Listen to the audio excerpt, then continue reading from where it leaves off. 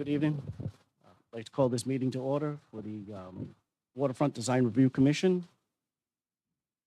If we could take a roll call here into the minutes. Dan Borges here. Glenn Pontek here.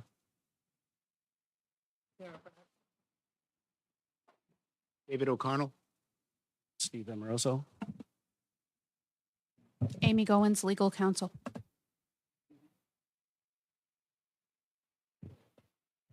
All right. Our first item on the agenda for tonight is a vote on the meeting minutes from the June 13th Design Review Commission meeting. Does anyone have any comments? No comments? I entertain a motion for approval. Make a motion to approve. We have a second? Second. All in favor, say aye. Aye. All right, motion passes. Next item on the list is the new business regarding continuation of the public hearing for the Waterfront District Commission on the Metacomet LLC's property for the proposed development at 500 Veterans Memorial Parkway. Does the applicant have a presentation? All right, please step up.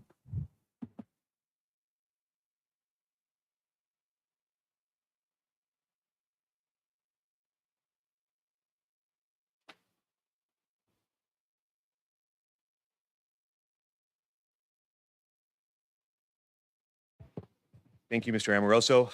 For the record, as everybody knows, my name is Josh Berlinski. I'm an attorney with the firm of Darrow Everett, and I represent the applicant, Metacomet Development LLC. We are here, as you mentioned, Mr. Amoroso, to continue our presentation as it relates to the development of the former Metacomet Golf Course. I'm used to announce that since our last meeting, as everybody knows, the golf course has opened. It has been a resounding success. Attendance and participation has exceeded expectations. The consensus has been that it's a lovely course and has received excellent comments and feedback, and couldn't be more pleased with the success of the venture so far. So thank you very much to members of the public that supported this project, as well as members of this commission and committee for their assistance in seeing that through. We think that the city and the state are better off for that endeavor. So thank you kindly. I just want to provide a couple of programmatic updates before I really speak tonight. As some of you know, we are also scheduled to appear before the full Waterfront Commission on Tuesday the 13th, I believe. And at that meeting, we will be hearing from Todd Poole, who is our financial consultant from Forward Planning. And he will be preparing and speaking to his response to the peer review we received for his financial assessment. So he has a report that we'll be submitting to the committee, I believe, tomorrow. And he will be speaking and giving a presentation along those lines for the city and the commission's benefit.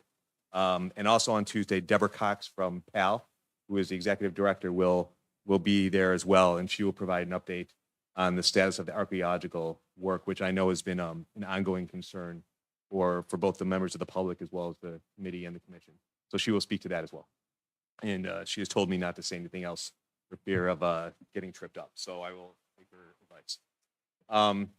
And finally, on Tuesday, we will have an update as to what we characterize as traffic and offsite improvements for the committees, just to provide an update.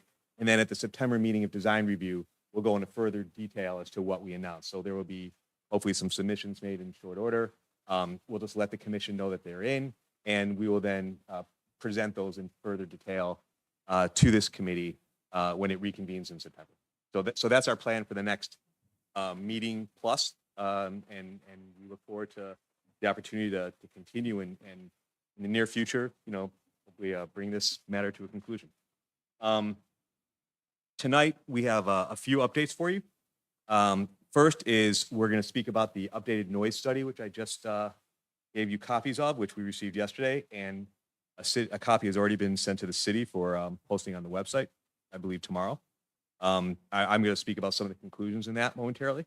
Mr. Merva from Bowler Engineering is going to provide, I think, just a brief update and take any questions as to regard to design and engineering.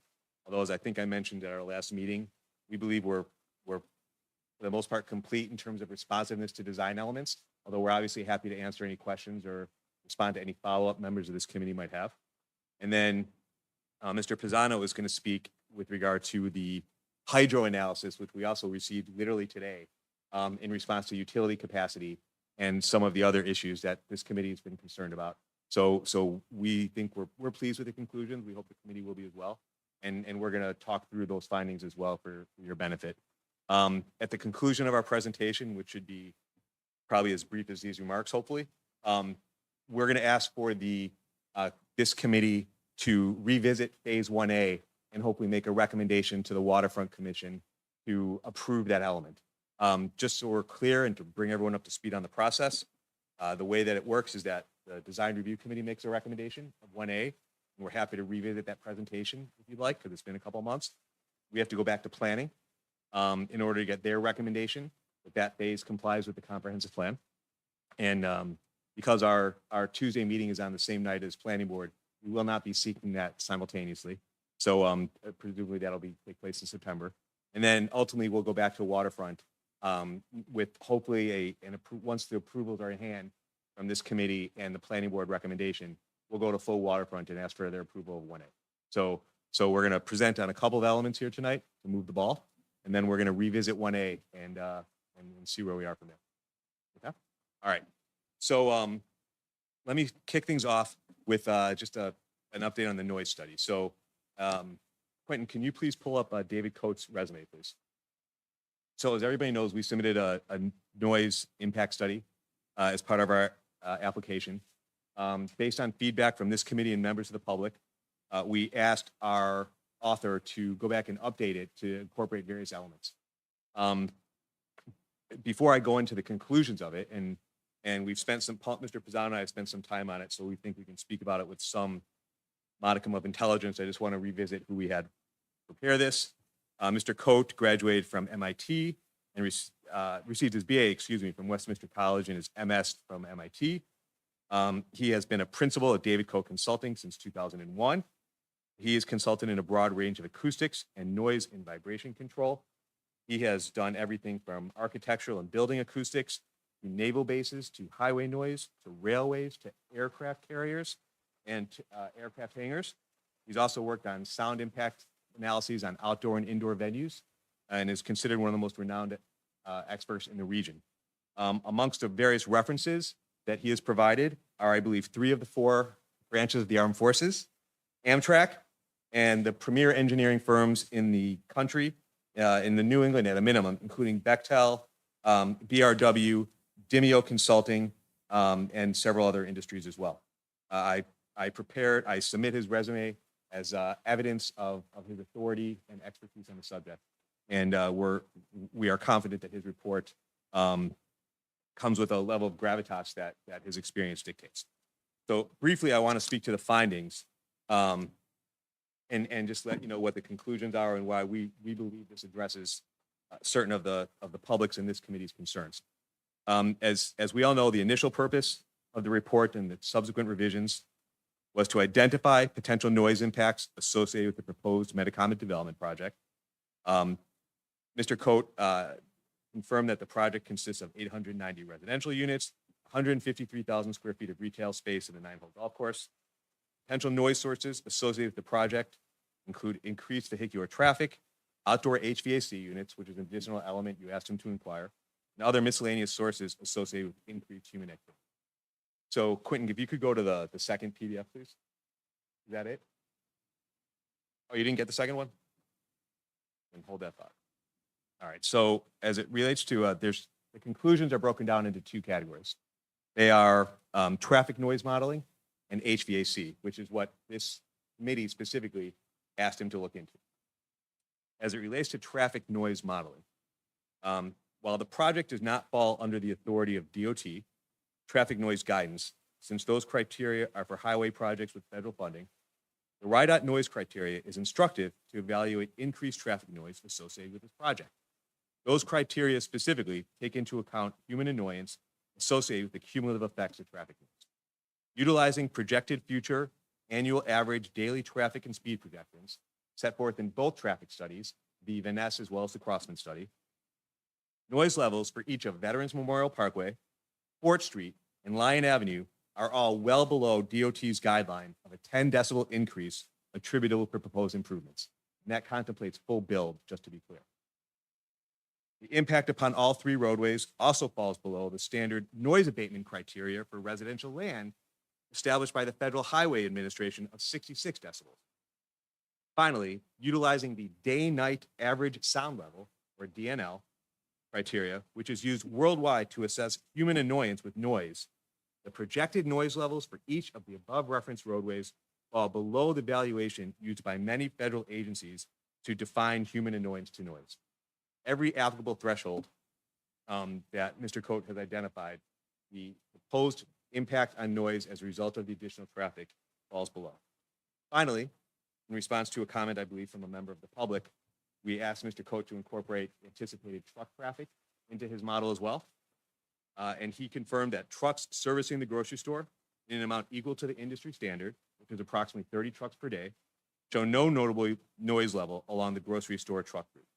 And just to recap for everyone's benefit, the grocery store truck route is from 195 to Veterans Parkway to that portion of Lyons that has the proposed access points to our development. There's no truck traffic further down Veterans Memorial Parkway. There's no truck traffic beyond the exit and entrance on the Lyons for our development on Lyons Avenue.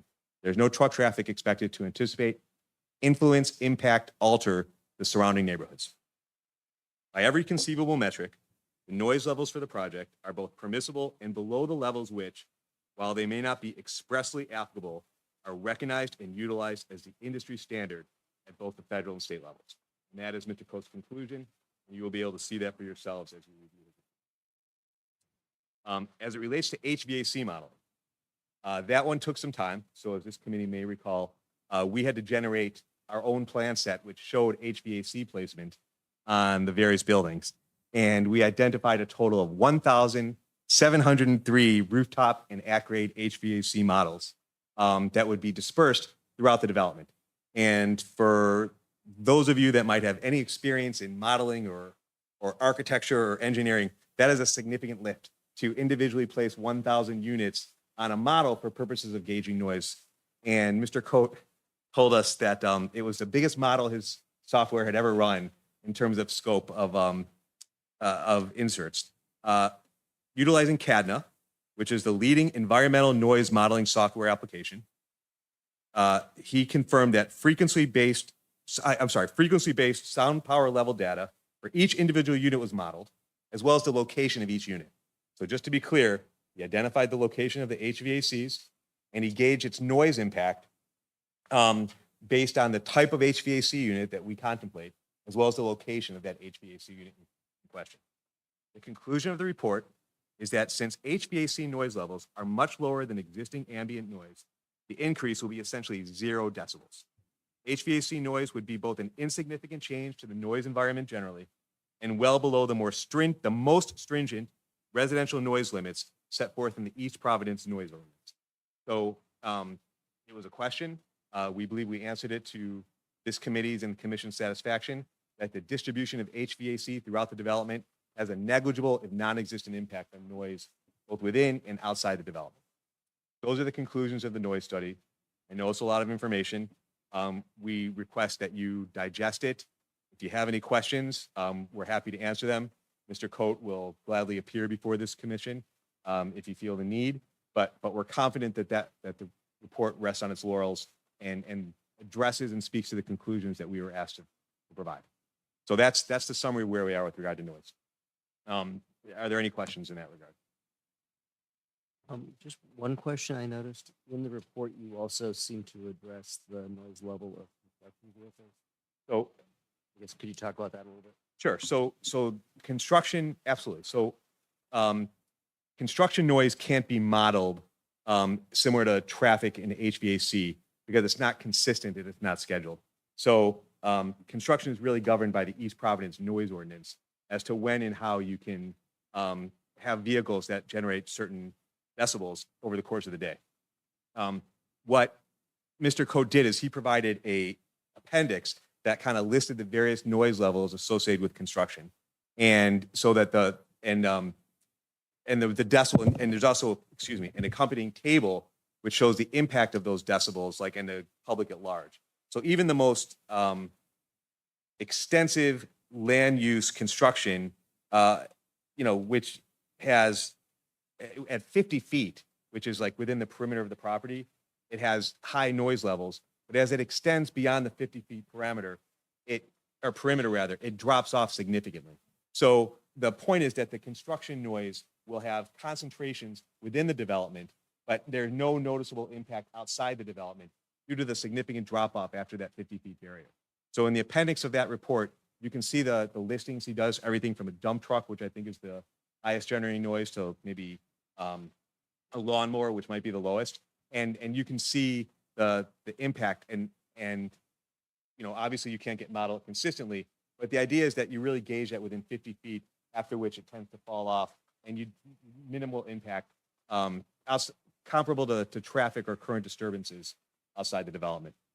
We obviously will be working with the city to on our permit applications for building permits, and are cognizant of the nighttime restrictions as regard to construction, and will incorporate appropriately.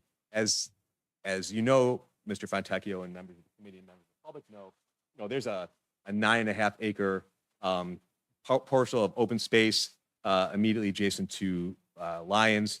The golf course is along portions of Fort and as well. So we're really talking about that interior corridor in which there's primarily residential and commercial development. Veterans Memorial space and inward. So we're confident that construction can be effectuated in a mindful and efficient manner so as to minimize impact for the surrounding residents. Just want to touch back.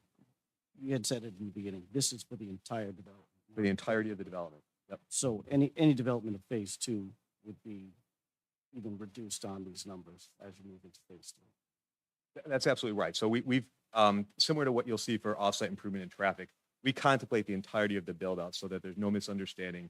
We don't come back here like we're showing the entire proposal. This is 1,073 HVAC units. The entire development was built out.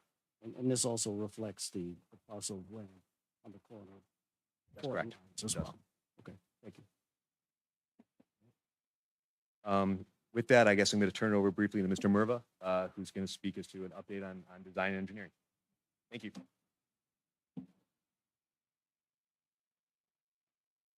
Thanks, Josh. Again, for the record, Matt Merva with Bowler. We provided an update last time we were here, and we're still making progress on updating the plans, incorporating the feedback we've heard here over the past weeks. In addition, we're modifying our stormwater design to respond to some of the comments in the peer review report. We expect to have those drawings in draft shape by the middle of this month, and we'll respond accordingly with those modifications, either making changes to the plans or responding as to differences in the plans now that require less intervention just due to some modifications that we've discussed with CRMC on the stormwater drafts that we've been coordinating there. So more to come on the design side. Really not much more to talk about here tonight, but glad to answer any questions that you might have as we move into Paul's presentation. Let's touch on the utilities.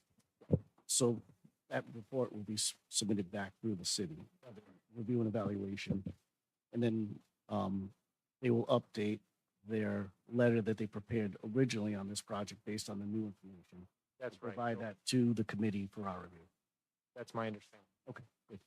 That's mine as well. I just wanted to make sure of the process and how it goes through, because we really can't make a ruling here without the input from the city and their understanding and general agreement. Right. There'll be a written response back to the peer reviewer to the city, and that will also include the updated plan for the responses will be both written and Yeah, Steve, if I can add to that, I mean, we've obviously provided comments, from the city's end. Marshall is still gonna have to show some, comments related to or address some of the comments we've had in regards to, sewer condition assessment that we requested. And then we'll need some time to obviously review the hydraulic analysis that, will likely be sent to us tomorrow. So once we see all of that, we'll likely have, internal discussions and then update that accordingly. From our perspective as a committee, this is not our background. So we want to make sure that the appropriate people look at the information, review it, and provide the appropriate feedback. Yeah, absolutely. Thank you very much.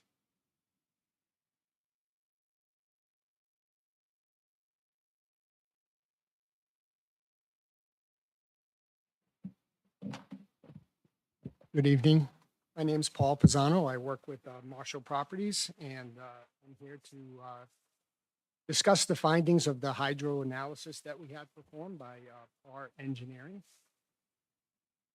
So much like the noise study that was performed, we did pull in other design consultants that we had working on this project so that we could really get a full understanding of what the requirements are and the needs and so forth. So as a result, we did have A0, our architect, get involved. I know one of the concerns with the hydro analysis was the fire flow that is going to be required for the fire suppression system. So they were able to provide some adequate background to what each building complexion was going to be like and what those requirements are going to be.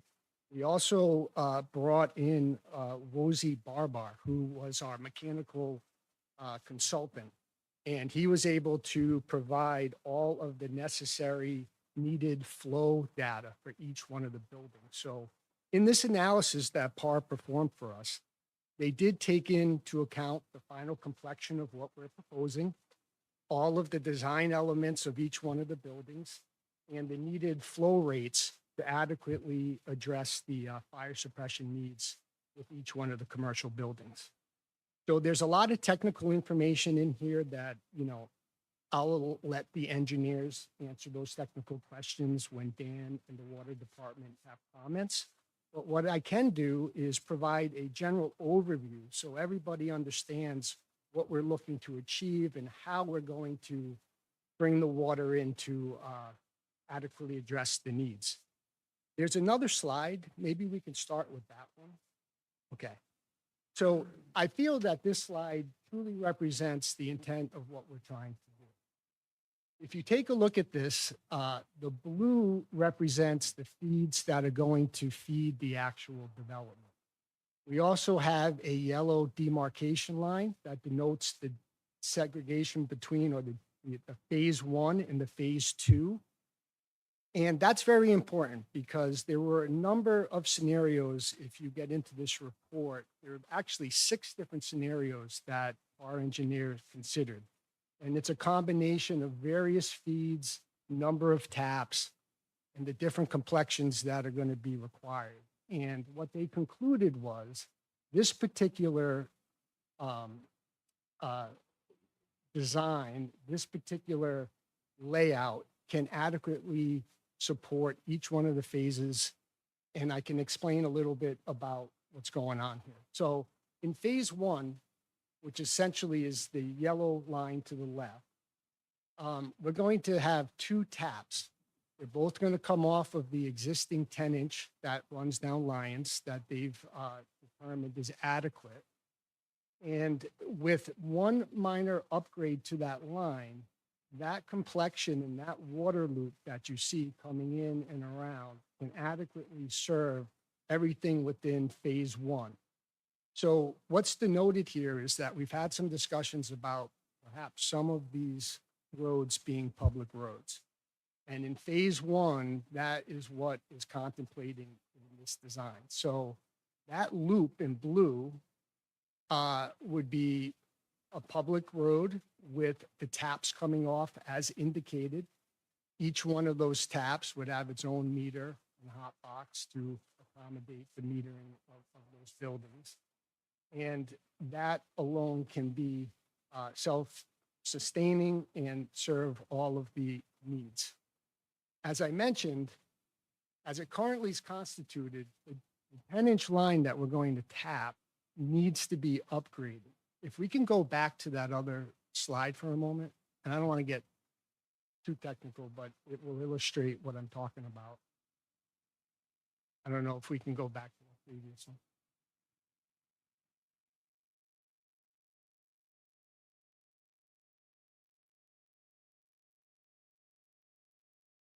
Essentially, I can describe it to you. The 10-inch line is currently served from an 8-inch line in Mercer Street. There's a 16-inch at Fort. So the plan would be to get that line in Lions up to capacity. We would tap into the 16 at Fort. It's a small upgrade in Lions. I believe the city has it on an agenda for an upgrade at some point. If in fact that doesn't come to fruition, we're prepared to do that upgrade. And that would give the Lion Street line the added capacity. And once we do that, that phase one can adequately serve all of the domestic need, the commercial need, the fire flow, et cetera. So that is the phase one approach. It's noted in the hydro report here, and the numbers in the calculations support that. Phase two, which we can talk a little bit about. In order for phase two to adequately supply the demand, we are going to tap into a main on Juniper. Juniper's about one road up from Fort. It is a little bit more of a upgrade in terms of utilities, so that will not be done until phase two kicks off.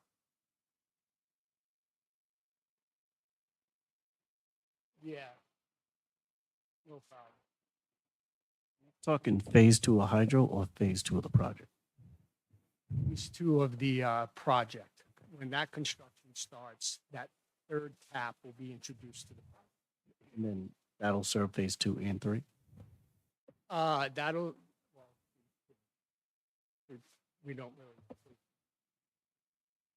Oh, okay. That's where the confusion here is, phase one. Sorry. As we, as a group, That's correct. have noted All them. The hydro analysis to correct phase two and three, as we currently have it constituted. Because phase one's a golf course. Thank you for the clarification.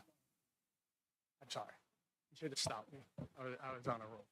So So, you know, I could show you that if we can pull the slide up, but if you had questions. Yeah, just to clarify, Paul, so the first phase of this, you know, of the water upgrades would include a looped connection, you know, along that right of way within the road.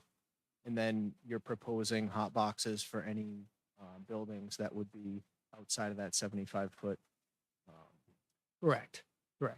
And phase two, as we discussed before, that would be more of a private line. So once you move into the phase three, I'm sorry, as we do it, there would be most likely 1 meter, one hot box at that location. And then everything within that phase three would be a private service that would be sub-metered, et cetera. Understood. PAR does lay out that complexion here, and they show the master meter and so forth. Okay.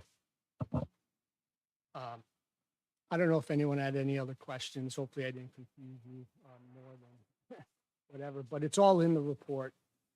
Tim Thies has been very good to work with from PAR.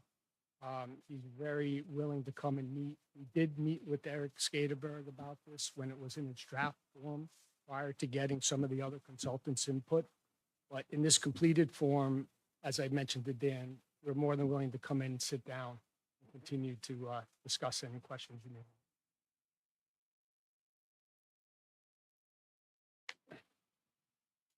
Okay.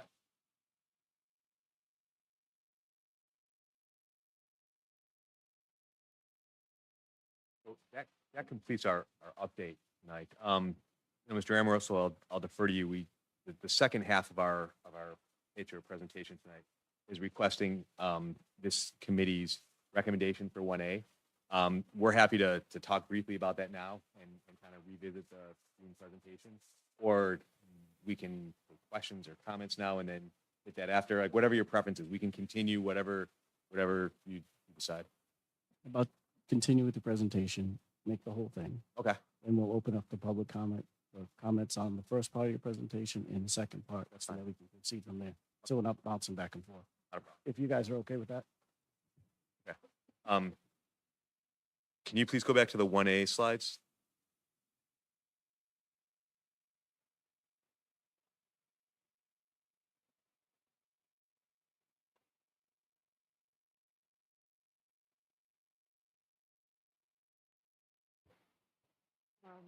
About the work on Lions.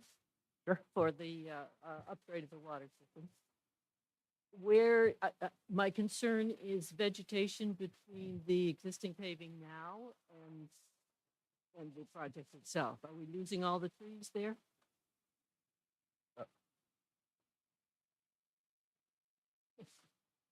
Sure.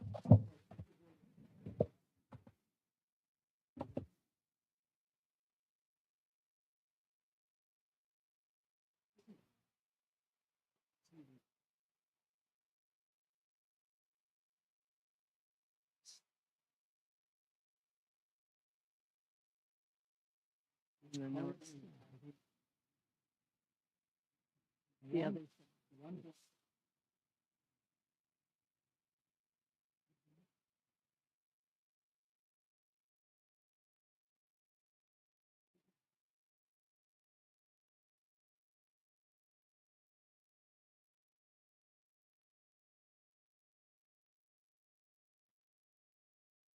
But this line is being.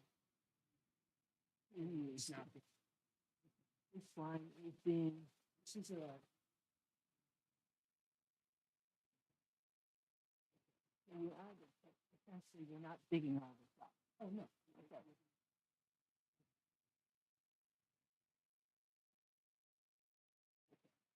Essentially, whatever vegetation we can see. If I can hasn't clarify impacted too. it.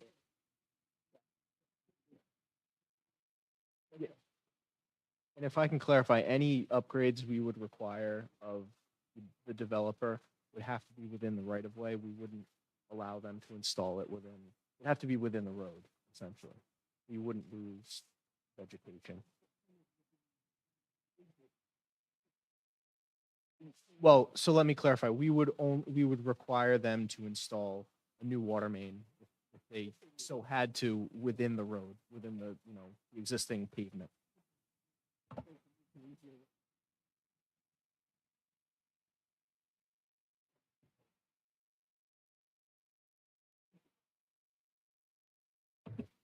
we able to go to the 1A deck?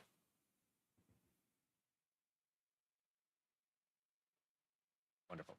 All right, so Paul, do you want to come back and take another spin through this? And then just to refresh everyone's recollection, I'm sorry, Sarah, go ahead. Did you have something? Oh, and then if anyone has any questions, we'll take it. But just we'll go through, Paul will go through this briefly again, make sure everyone's got it down, and then we'll go. Sarah.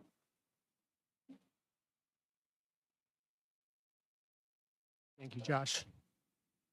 If we want to maybe scroll through, we can speak to each slide, and if we have further questions, I'd be happy to answer.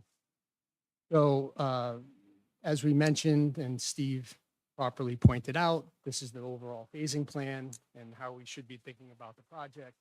And today, or this is speaking to phase 1A, which is the bottom right-hand corner. We've designated that as a combination of both the maintenance building and the pump house. So we want to go to the next slide. This is a overview of the subject area.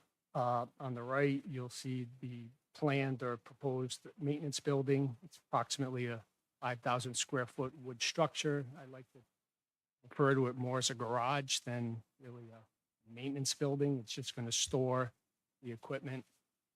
And to the left of it is a small box which indicates the pump house. That pump house is the new feed for the new irrigation system. Just a point about that, we can go to the next slide because I think it blows it up a little bit more.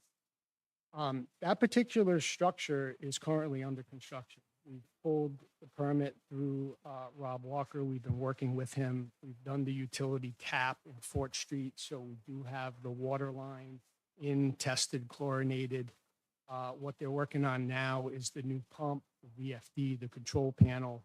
We brought the three-phase power down Fort Street. We do have it ready to get energized. So I would say probably within the next 4 weeks, we're going to be able to extend the pipe out of that pump house and energize the actual sprinkler system and get off of the feed or the tap that's existing a little bit north down Fort Street. Did you have a question about that? Yeah, I did. If you could, Paul, just kind of fill me in and just update me on the status of that disconnection, because I know that's Sure. something the city is Yeah. so So hoping we can have done it, as part of this development. So at the very beginning, when we started talking about this with the water department, I think Jim Marvel was very adamant and clear that part of the scope of work would be disconnecting the existing tap that presently exists on our property that taps into the main in Fort Street. There's a whole story behind it, but part of our scope is in fact to do that. And there is a work process that we talked about with the water department, and we do have a contractor hired to do that, Douglas Construction. They did the tap already in Fort, and they're aware of what needs to be done. There's a couple things with that tap. That tap's currently, I think, in a larger transmission line, which you don't typically do, so it needs to be dealt with very gingerly and properly. It also comes with a underground confined workspace water pit that currently holds all of the components that we're currently putting into the pump house. So the pump house with current code can't go underground anymore. It's we have it, but all of that will be divorced from the city and removed in its entirety. When exactly that's going to happen, there are some nuances, as I mentioned. We need to get this up and running. We need to verify that the maintenance building can be divorced from that water supply. There's a bathroom in there, et cetera. If we're so fortunate to get the go-ahead with the maintenance building, then I think that would expedite our ability to divorce that water line from the city, because we already have one now that we can be utilizing moving forward. Getting back to the slide again, so the basic layout, what we're looking at is the parking area, maintenance building, and the pump house here. We can move on to the next slide. So, obviously the neighbors were something that we always take into consideration. And in this particular instance, we have a fairly robust landscape plan. We can move on to the next slide. Kind of illustrates that, there's not only a berm there that kind of shields this proposed location, but with the introduction of more trees in this configuration, we feel that there would be a pretty adequate landscape buffer. Go to the next. Again, this is the current reflection, a little bit more detail. In regards to that berm, this particular cut through that area, I think, does a very good job of adequately depicting what will be seen, what will be screened, and more importantly, the scale. So I want to use the term garage because maintenance building might be a little bit too strong. It's going to be within character, and the size, I think, is proportional for what we can. We can move on to the next one. And we can see the other way.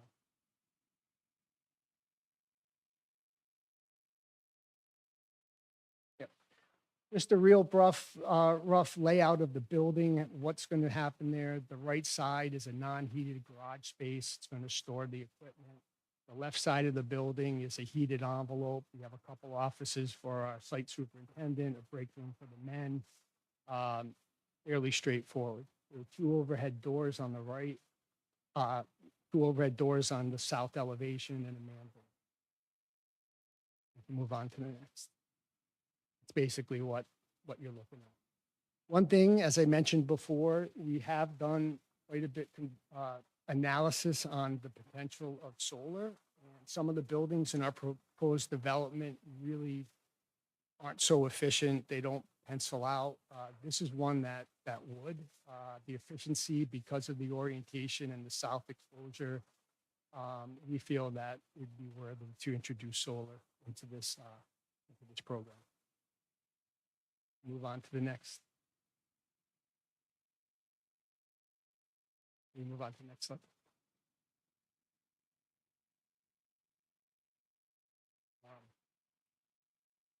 We kind of went over a slide that had some routing, but we can move on to just some pictures of the existing conditions that are out there. We can continue to scroll through this.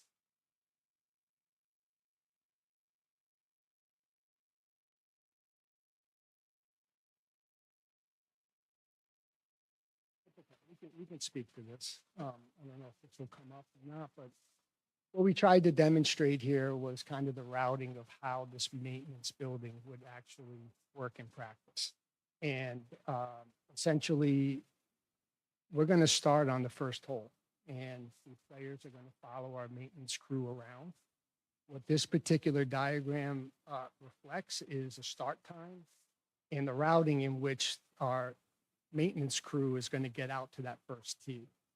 And then the corresponding time, so that by the time you get up to around the fifth hole, which is Fisher and Fort Street, you're around or after that 7 a.m. time frame, just in consideration of the neighbors' potential noise. And what we brought up before was, this industry, like a lot of other industries, are really moving towards an all-electric type of program. And, both our golf course manager, Robert McNeil, and Paul Jamrod, our site superintendent, they've been attending trade shows, the golf show up at Gillette Stadium, and they're not only looking at more and more autonomous type of mowing apparatuses that would go out there and do all the general areas, but the majority of the stuff within the next, 3, 4, 5 years are going to be more and more electric. And I bring that up only because that kind of takes the whole noise component out of it in the operation and maintenance of the golf course. Want to go to the next slide?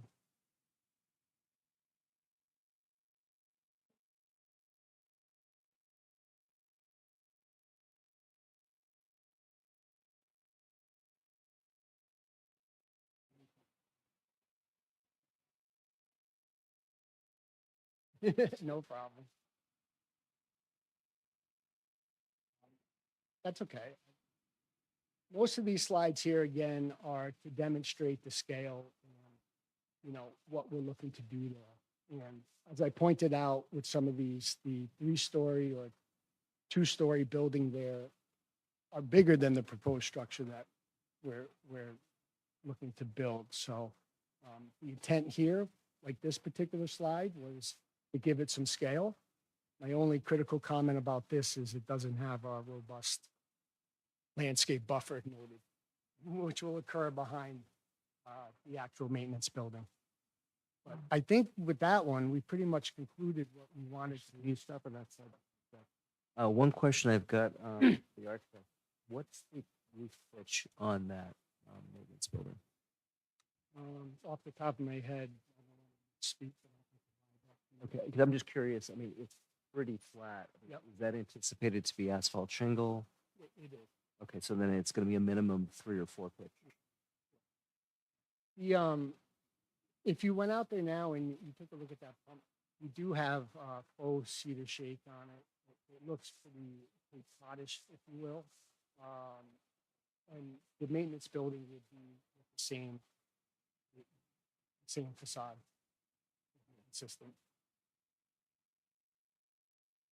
And if I read the plan correctly, I think we talked about this before. There are no windows or doors facing the Correct. street.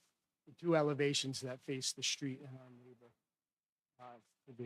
This would be east. So there'll be no noise or light transmission in those directions from the building.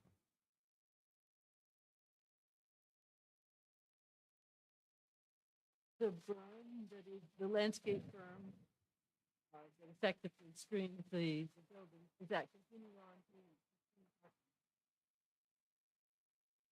to? The berm that's raised above grade primarily borders Fort Street and then our neighbor, that's kind of depicted where the white fence is.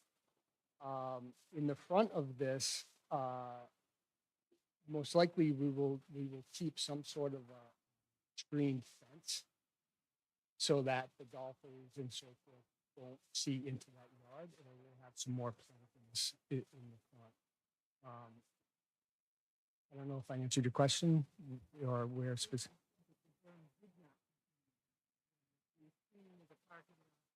Depended on a thing. Yeah, if we could go back to the overall layout, that would help maybe talk to this topic.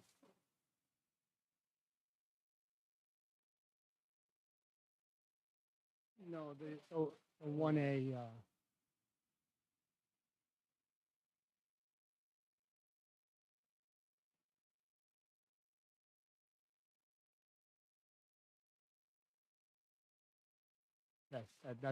that's great.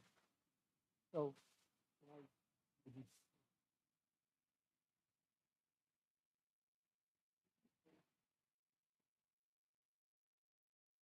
Goes around the pump house.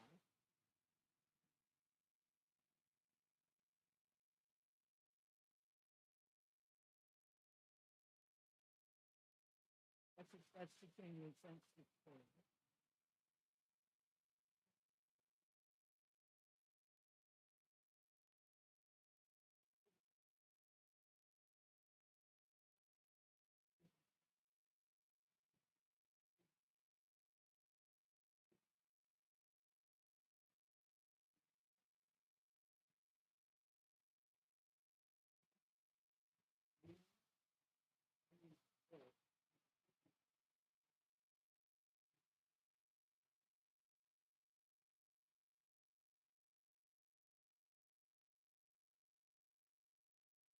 My question was more what you're getting from the road to the pump.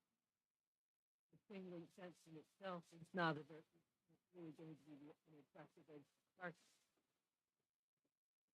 Is there space enough to do substantial planting? If you're showing some shade trees, but I think we're going to need to. There we go. That's better. Yes, the area you're pointing out does not currently show the berm. The berm is limited to behind the building, between the building and the road. The dimension narrows where we're showing those spaces. I believe it's like 5 spaces there. It's not a lot of parking. We were trying to provide some shade trees to kind of continue the streetscape along that edge. We could look at augmenting that with some additional evergreens, but I don't know that we're going to be able to fit the same, dimension of evergreen screening in that skinnier area within there. I think it would be advantageous to increase the planting because there's a lot of paving. Something more would be helpful. Yeah, we can look at that, Sarah.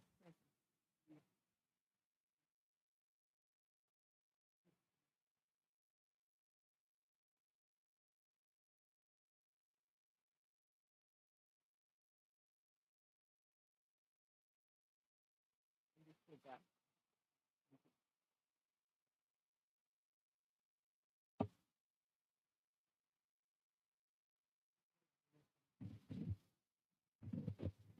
So do we have any other comments from the committee on 1A?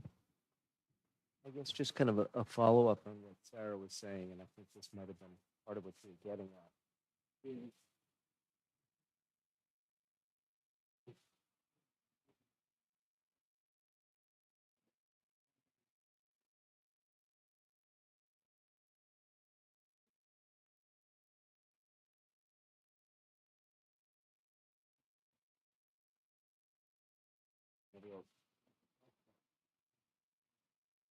cars are going to be arriving when it's still potentially dark. So that way you're also going to screen the headlights when they like pull in and police car across. So I think that would be really. good point. I think we can accommodate that. That's reasonable. Any other comments on that? So what we'd like to do at this point, sorry. Sure. Yeah, before we open up to public comment, we'll go back to the previous part of the presentation. Thank you. I look at the noise levels of a variety of vehicles and traffic that's going to go on. I look specifically at the construction vehicles, the dump trucks, the front loaders, et cetera, and they're a little louder. And I understand that if you look at the area that's given to the city, that's going to be a long way off. That's going to dissipate the sound. The biggest area that I think that would be affected by those will be the if you can go to a footprint of the overall development, the area along Lion, just until it hits the city land, that's mostly facing businesses and the business park, which they still don't want to deal with a lot of noise either. And I think that we're going to have some vegetation along that edge. I just don't know when you put in vegetation. Do you put it in last, or do you ever put it in the middle of the time? Because the sound is going to be dissipated over a distance. But certainly vegetation does help to buffer sound. So if you consider you're going to put some in anyway, would you put some in anticipation of those loud construction vehicles coming in to help buffer some of that sound that's going to be coming at that time? Yeah. All the way back.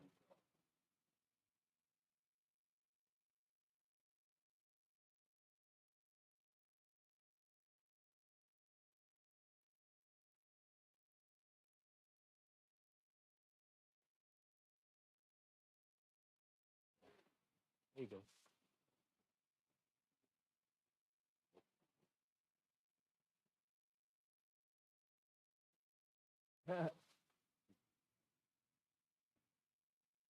Killing us, Smalls.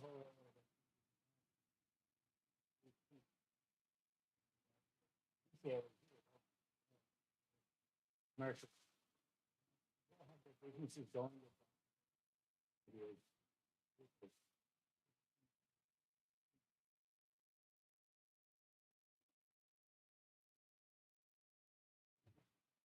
Earlier, rather than it might. Actually, I don't know how much. one thing is maybe not even the planting, because among other things, planting needs to grow in, so it's going to be a while before it grows in. But we did discuss that edge screen the loading area for the supermarket was going to be bermed. Even if you got that earth berm in, that would help dissipate the noise. That's a very good idea, and I don't think that's objectionable. So to effectuate that purpose, I think you're exactly right. It's all about that outer edge. So if that berm's installed, and I don't think from a sequential standpoint, You'll have the berm, you also have your construction fence and the scrim on top of that. It's going to help. right? And I think to Dave's point, to the extent that we can do something to reduce the impact, and that's a reasonable, and that's part of the anticipated infrastructure to begin with. Well, it's not over and above what's contemplated, to your point. So I think that's a reasonable request and a fair accommodation. Thank you. Any other comments on the presentation? All right, I'm going to open it up to public comment. If you'd like to speak, please step up to the podium and give us your name.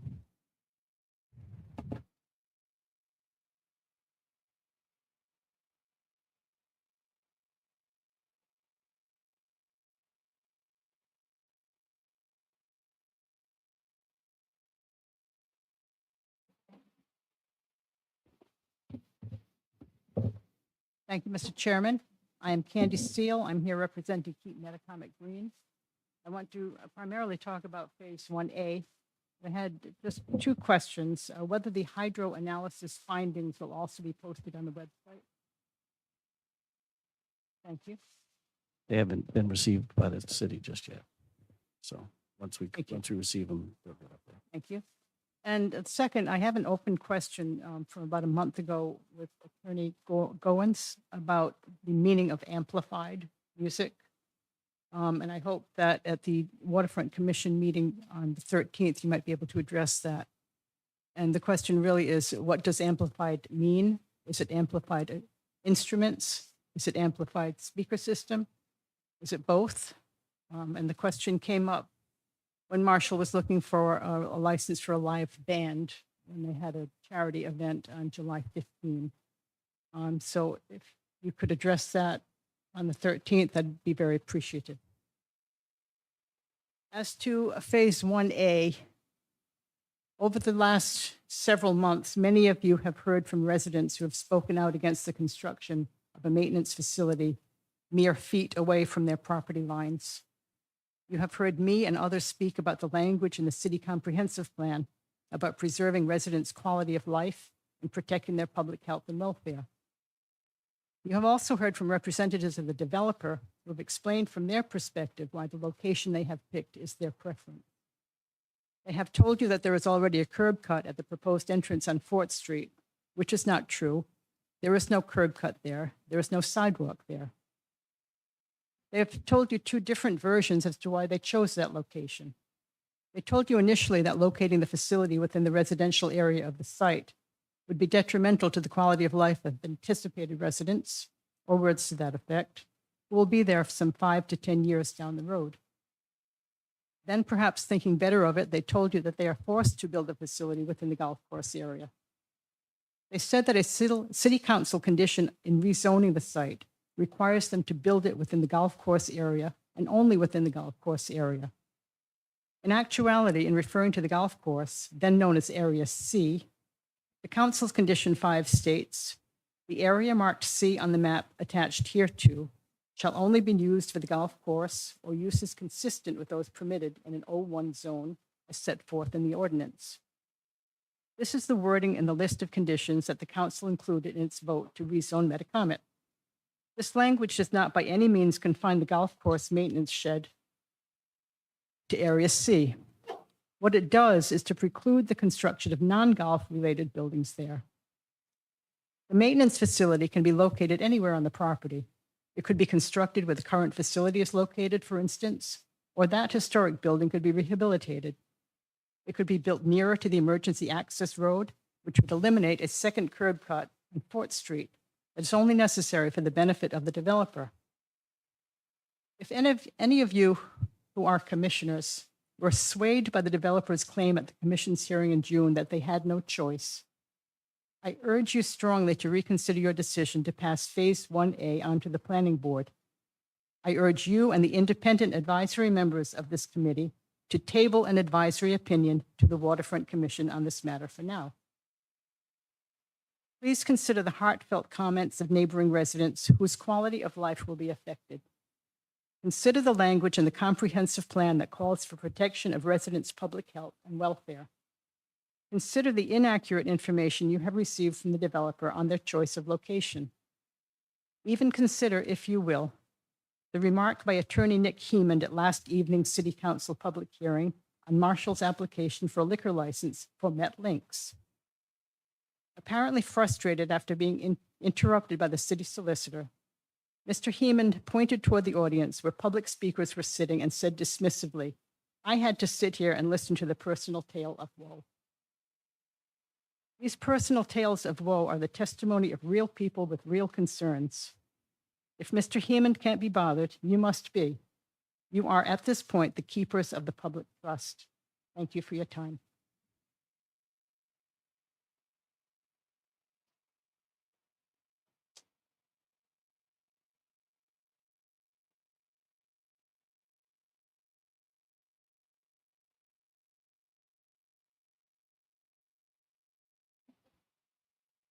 Ladies and gentlemen, my name is Lena Parhane. I live on 27 Fisher Street, East Providence, and I stand before you today as a concerned member of our community. We all share a common goal: to ensure that our neighborhoods remain safe, healthy, and vibrant places to live. That is why I stand before you today with a matter of significant importance that impacts the well-being of our community. The proposed plan for the new maintenance facility has stirred considerable concern among our residents. I am here to present a case for relocating this facility to a site further removed from residential areas, ensuring the continued health and tranquility of our communities. At the heart of this discussion is the direct well-being of our community. Our residential areas are not merely collections of houses. They are vibrant, lively neighborhoods where families grow, children play, and individuals find peace and solace. The presence of a maintenance facility in close proximity could inadvertently disrupt this delicate balance.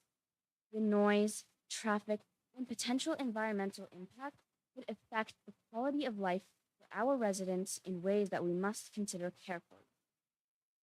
First and foremost, the presence of hazardous gas tanks so close to residential areas poses a significant risk to the health and safety of our families.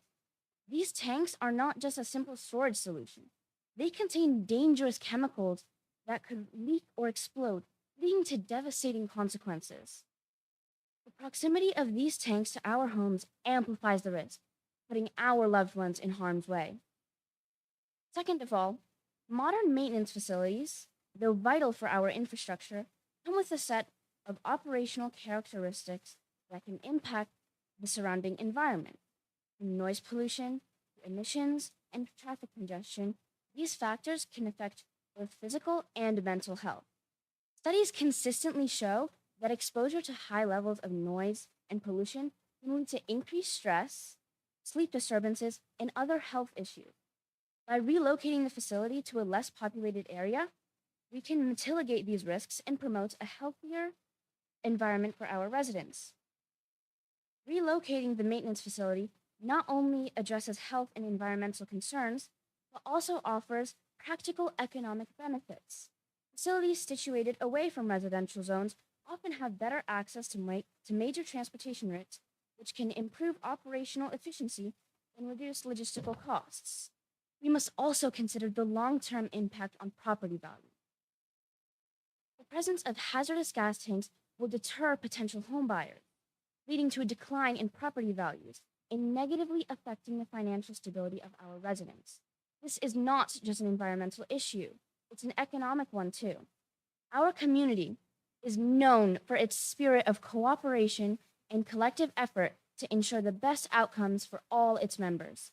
Many cities have successfully relocated similar facilities in response to community feedback, and these precedents show that such measures can lead to positive results.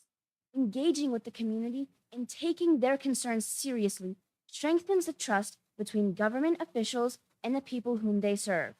In conclusion, I urge you to consider the long-term impact on our community's well-being and the potential benefits of relocating the maintenance facility to a site further from residential dwellings. This is an opportunity to demonstrate our commitment to both progress and community health. Let us take a proactive step that will serve in the best interest of our residents, ensuring a balance between necessary infrastructure and a peaceful, thriving community. Thank you for your time and consideration. I'm confident that together we can find a solution that respects both our infrastructure needs and the well-being of our citizens. Thank you.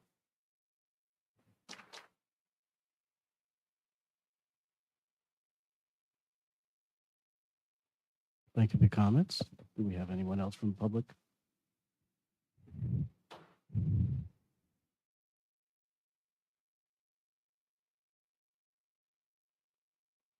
Hi, my name is Tracy McGowan Finkbeiner. I live on 37 Fisher Street. I don't know if I can totally beat that, but I'll tell you what, I'm going to try. I think she did great. So there's just a few things on the decibel level and all the noise. Well, right now there is 0 decibel level basically in that area. There's pretty much no way to beat that.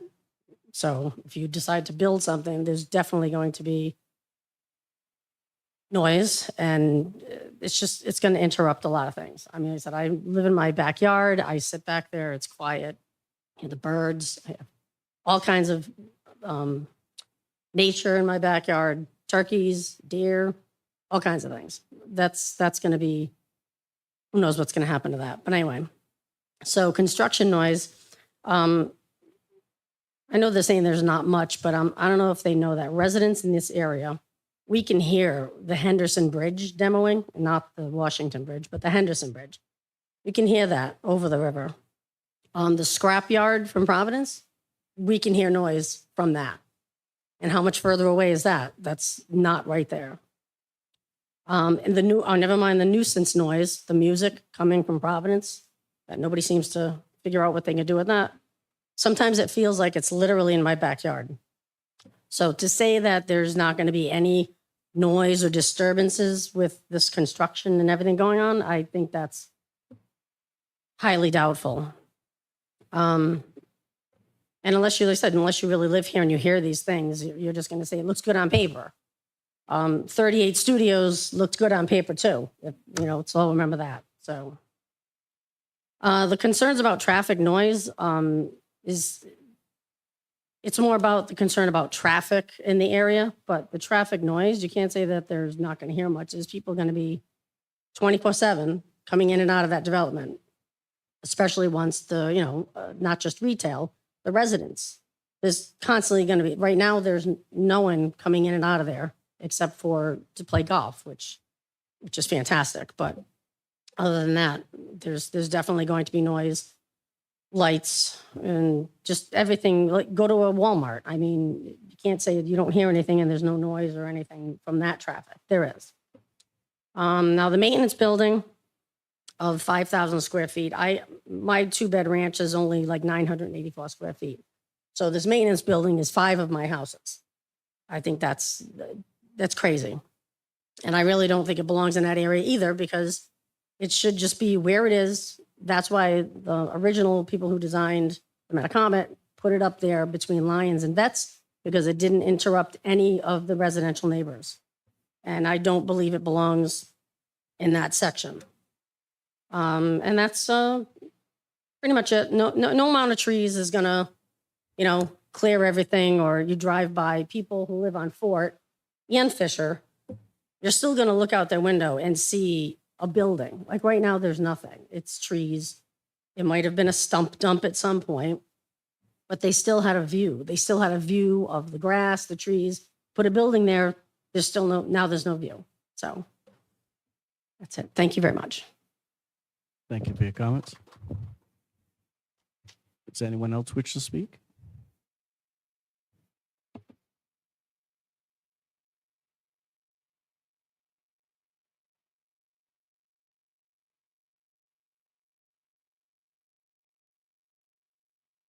Mike Type, all on Broadway. I think the building is in a very inappropriate place. I'm not really sure with the maintenance building and the equipment. I think the equipment they're talking about, the mowers. I don't know how many mowers they have. I live on Broadway. I hear them really early in the morning. Can you imagine if you lived next to this maintenance building every day? Every day. I don't know what, 7 o'clock, 6 o'clock, that these mowers start up. How many mowers? A dozen mowers? Every day. So at night you go to bed and you say, oh, Jesus, crying out loud. Every day I'm going to hear that mower. So I really think it's a very inappropriate place. I don't even know why they even picked that place. It's so many other places it could have picked. So I hope that you folks realize or think about what it would mean to the people that live here to have to put up with that every day. I heard somebody say that it might be electric motors for years. What's going to happen for the first 4 or 5 years? They're going to have to just put up with that for the first 4 or 5 years? I guess so. Who cares, right? I think one of you really briefly mentioned that the construction issue, and I think you brought up the construction issue. I think that noise report was a waste of time that we brought up tonight. What we really need to be concerned about is the construction issue for the next, I think I heard, 10 years. That's the problem that we're going to be running into as residents. Are there going to be pile drivers? Think about the construction that's going to be. Pile drivers going into the ground. Is there going to be dynamite to have to blow up the rocks that are in that area? I don't know. Do you folks know? I hope that somebody on this committee watches out for the residents in there, because for the next 10 years, we're going to have to put up not just with our noise, but with major, major construction. So I think you need to look at that construction period a lot closer and maybe put some kind of guidelines. I don't know about time periods or something, because that's going to be the problem, not what's the noise after the building is already built and everything's done. That's not really the noise issue. It's the construction period that's going to be the problem. I hope you address that in months to come. But again, I think this is really a bad spot, because I wouldn't want to wake up to mowers every morning. I'll tell you that. I hope that you folks can put yourself in that place also. Thank you for your comments. Does anyone else wish to speak?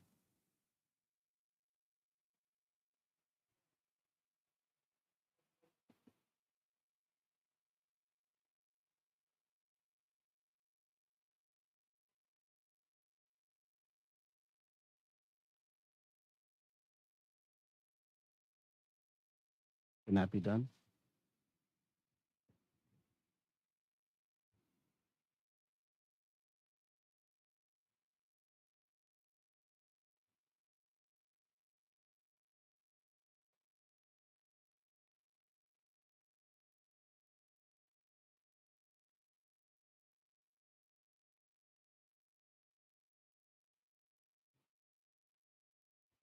Do our best to work through the technical aspect of it. Thank you for your time. We'll do our best. Anyone else wish to speak? From the public. We'll close that. So we're all set. We're going to close the public comment portion and open it up to commission. Thank you. Listen once again about the noise levels. The garage, it's not a maintenance, it's a garage, is unheated. And so I just wonder if it's just simply a metal wall building, or is there any insulation that would keep heat in, as well as maybe be a buffer for noise? There is a section of the building that's heated. There's a heated envelope. The garage itself is just the garage itself. Right. And so the understanding that I have, we're talking about noise and noise mitigation, et cetera, et cetera. Insulation of any kind, whether it's for heat, it's also noise insulation. For the inside, if you consider, I don't know if it's something to consider, but if there was insulation inside the garage, even though you don't want heat, Yeah, it could be a noise mitigating. sure. And I believe there is condensation. You're going to want to have it insulated so that it doesn't Right. condensate, et cetera. So there would Right. be a level of, and we could look into it and provide the various sound decimal insulation values. Yeah. That's what a lot of the noise initially at startup and then everybody leaving. And the thing I would address for what you talk about for the mowers, it's a golf course. And there's going to be mowers every day going everywhere. The fact that they start in one spot is what I'm trying to understand and address, and perhaps insulate it to some degree. But there's going to be mowers wherever you put the garage. There's still going to be mowers all over the golf course during the day, and that's going to happen. That's a normal part of the course.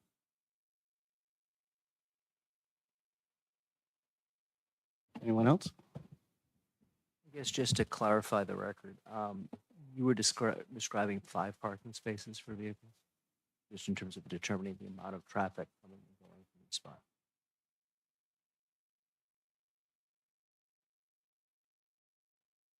It's either, thank you for the question. It's either 5 or 6 spaces, I believe, total. It might be 5. But in terms of traffic, as we discussed at one of the meetings, and I don't recall if it was at design review or at full waterfront, the access, the entrance to where the shed is proposed to be located does not connect to the balance of the development. It's just, it just ends there. So there's no traffic, there's no concern of greater traffic flow, because there's no way to enter for purposes of accessing the shed and reaching the balance of the development. Even the golf course, you can't do that. It doesn't continue, it doesn't extend. So what we're talking about from a traffic standpoint is at the most 5 employees at one time, perhaps changing shifts throughout the course of the day, but but we're not contemplating, nor is it feasible or physically possible for there to be any significant back and forth commuting by virtue of that access point. It's not built for it. It's not intended for it, and they won't have they won't have the ability to access it. Just a question on the mowing and the schedules, because you kind of put that up on the screen. There was a question about the amount of mowers and then also the mowing time. So my understanding in looking at that chart was the mowing starts in the morning and it'll be over within a couple of hours. And it's not going to continue all day. It's a morning item. They'll go through the 9 holes, put the mower away, and they won't go till the next day. The crew typically will be done by 1, 2 o'clock. They start so early, and they don't mow it every single day. Everything they're the greens maybe every other day, the fairways. So it's not everything all the time every single day. However, to David's point, it does occur every day, just like it has for the last 100 years, 120 years. Those mowers have been out there probably earlier than when we started, when it was Metacomet. And I could tell you that was a priority for them. So again, this is just very consistent with what has been there for the last 120 years. We're not creating anything new with this proposed use. Question for Matt on the storage tanks for the fuel. So can you talk to a little bit about the storage of the tanks and the safety precautions and anything that can't be put in unless it meets all federal guidelines, et cetera? So expand on There are 2 existing above ground cement fuel storage tanks that are currently located at the existing maintenance facility. One's for diesel, one's for gasoline. We're proposing to repurpose and use those, which are up to current standards. They have all safety. I can provide further information on them. In fact, one of the questions when we were buying our insurance was that specific question. Right? What do you have there? Does it meet the current code? We provided all that information to our insurance carrier. We got underwritten. I'm pretty comfortable that that particular fuel storage complexion is adequate and it's going to be sufficient here. Again, it's not in underground. It's in above ground. Most likely we'll have a moat around it. But the integrity of those tanks, they're double lined, they're pretty, the integrity is pretty good. the installation will have to go through an approvals process in the city of East Providence. And that hasn't happened yet, right? We haven't got to that point. No, we've been working on some design documents. We didn't want to get ahead of ourselves, but if we're so fortunate to receive approval, we stand ready to engage the city on all necessary permitting and approvals.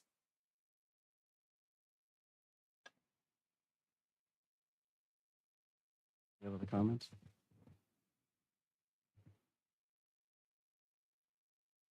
Okay. So I think we're to the point where we'd like to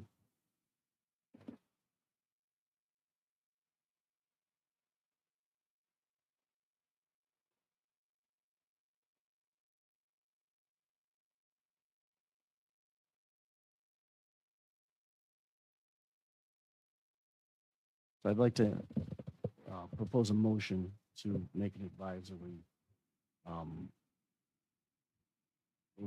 recommendation to the Waterfront Commission and the Planning Board for approval of 1A. I'd like to entertain any comments or a motion. I guess just one, question / comment I have. Where we are. We make this motion, it then goes to commission, that then after that,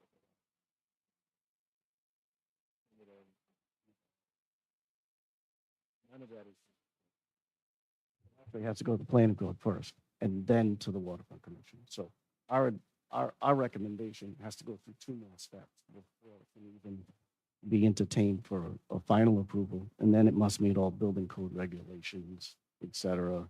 There's not City. any circumventing of any requirements or. No, this is the typically. first, this is kind of the first step on what's going to take a few meetings. If I spoke to that correctly.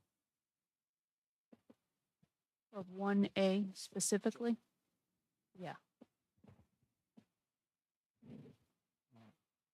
With the recommendations that Sarah made in terms of the planting, the proper buffer fence, the berm isolating the parking, I would make the motion that we approve phase 1A. Okay, the motion on the floor was made by the chair, so are you asking that you amend the motion? We'll amend the motion to include the additional comments for additional screening at the parking lot area, including berming and whatever we can do to mitigate the visual connection with the cars and headlights. Entertain a motion or ask for a motion? Oh, no. No, all right. Motion, now we just need a second. Oh, okay, well, all right, now I understand, so second. These legal terms get me. So, discussion of the motion. All in favor, say aye. Aye. Aye. All against? Motion carries.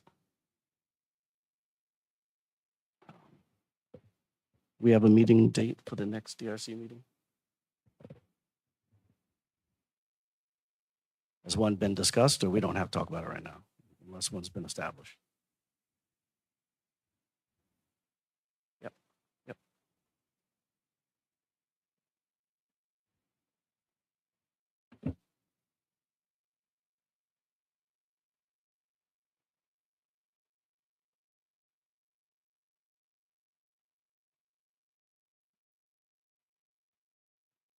So after the Waterfront Commission, but before the September Waterfront Commission meeting. All right. Wait.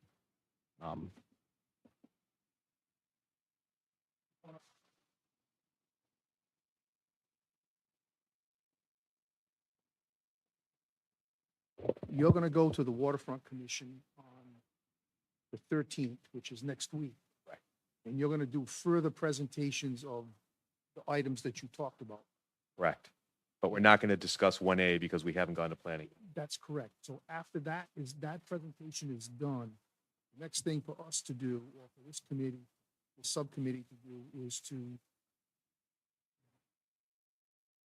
you have to get it on the planning board agenda. For 1A, I have to, 1A. for 1A, I'll jump. for 1A, I have to get on planning board, which I'll be looking to do September, but I'll take that up with the planning That's department. what I wanted to- So for the September meeting, so I briefly talked about what we're planning to present on Tuesday, the 13th.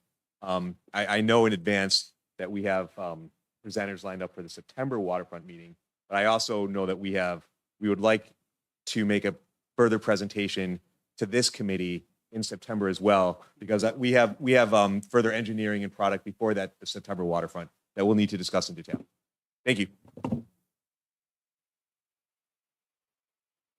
don't believe we have any items on the agenda for tonight, so like to entertain a motion to consider to continue this meeting to a date to be determined.